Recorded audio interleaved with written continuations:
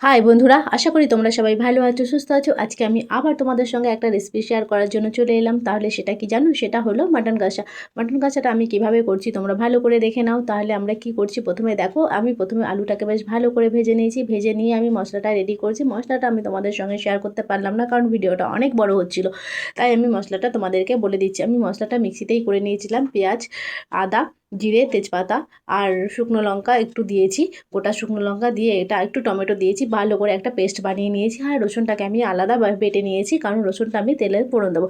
আর কড়াতে দিয়েছিলাম তেল, আর তেলের মধ্যে বেশ খানিকটা সর্ষের তেল দিয়েছি। তার মধ্যে আমি দিয়েছি জিরে, তেজপাতা, শুকনো লঙ্কা, দুটো এলাচ আর একটা ছোট্ট দারচিনির টুকরো দিয়ে আমি তারপরে মশলাটা দিয়েছি। যে মিক্সিতে যে মশলাটা রেডি করেছিলাম সেটা দিয়েছি।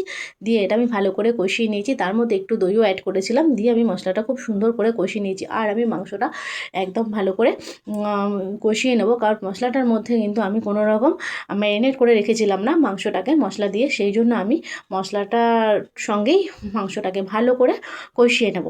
মাংসটা আমি দিলাম, দিয়ে এবার এর মধ্যে আমি কিন্তু কাঁচা তেল, কাঁচা পেঁয়াজ আর নুন হলুদ ওপরেই দিয়ে রেখেছিলাম, সেটা সমেত আমি তেলে দিয়ে দিলাম। দিয়ে এবার এটা খুব ভালো করে কষাবো। আর খানিকটা আমি পেঁয়াজের বেরেস্তা করে রেখেছিলাম, বেরেস্তাটাও দিলাম। দিয়ে আমি কড়াতে খুব সুন্দর করে কষিয়েছি। যেহেতু আমি মশলাটা কিন্তু মাংসটা কিন্তু মশলা দিয়ে ম্যারিনেট করেছিলাম না, সেই জন্য আমি কড়াতেই ভালো করে কষিয়েছি। কষিয়ে নিয়ে এবার আমি প্রেশারে গরম জল করে নিয়েছিলাম। গরম জলের মধ্যে কষানো মাংসটা দিলাম।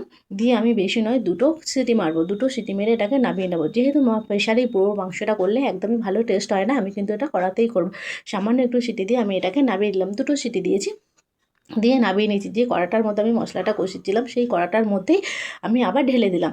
ঢেলে দিয়ে এবার বেশ খানিকক্ষণ ফুটতে দেবো। ফুটে ফুটে যখন অনেকটা কমে আসবে, যখন দেখবো আমার ঝোলটা যতটা রাখবো সেই পরিমাণ মতো আমি রাখার পরে রাখবো, যখন তার একটু আগে আমি আলুটা দেবো। যেহেতু আলুটা আমার ভাজা হয়ে গেছিলো, আলুটা আমি এবার ভালো করে ভেজে নেওয়ার জন্যই আমি এবারে ঝোলের মধ্যে অ্যাড করলাম। ঝোলের মধ্যে দিয়ে এবারে এটাকে বেশ ভালো করে ফুটতে দেবো। ফুটে যেই নেড়েচেড়ে আসবে, যখন দেখবো আমার প্রায় হয়ে এসেছে, তখন আমি আলাদা আরেকটা কড়াতে একটু ফোড়ন রেডি করব। যেহেতু আমি প্রেশারে দিয়েছিলাম, কোনো রকম যাতে এটা সিদ্ধ সিদ্ধ ভাব না মনে হয়, সেই জন্য আমি কড়াতে দিলাম একটু তেল। তার মধ্যে দিয়েছি জিরে, তেজপাতা, শুকনো লঙ্কা, দুটো এলাচ আর একটা দারচিনি, যেটা আমি প্রথমে ফোড়নে ইউজ করছিলাম, সেম ফোড়নই আমি এখানে ইউজ করব। দিয়ে এই তেলটা আমি আবার ওই মাংসটার মধ্যে ঢেলে দেবো। ঢেলে দিয়ে আর একটু আমি এটা ফোটাতে দেবো। ফুটে এলে, ফুটতে ফুটে যখন দেখবো আমার যতটা ঝোল রাখার আর কি, ততটা ঝোল হয়ে যাবে, আমি সেই পর্যায়ে আমি ওই মশলাটা মানে যেটা আমি ফোড়নে দিয়েছি সেটা আমি দিলাম। দিয়ে এবার দেখুন কি দুর্দান্ত দেখতে হয়েছে। আমি এই পর্যায়ে এতটাই ঝোল রাখবো, একটু কষা কষা, একটু ঝোল ঝোল থাকবে, হালকা ঝোল থাকবে। এটা রুটি বা ভাত দুটোর সঙ্গেই এত অপূর্ব খেতে হয় যে আপনারা ধারণা করতে পারবেন। আর বোঝাই যাবে না যে আপনি এটা প্রেশারে সিটি মেরে নিয়েছেন। খুব সুন্দর খেতে হয়। একবারে এই পর্যায়ে আপনারা বানিয়ে দেখবেন, দারুণ খেতে হয়। বেশ খানিকটা হয়েছিল, আমি তাই দুটো বাটিতে আলাদা করে নিয়েছি।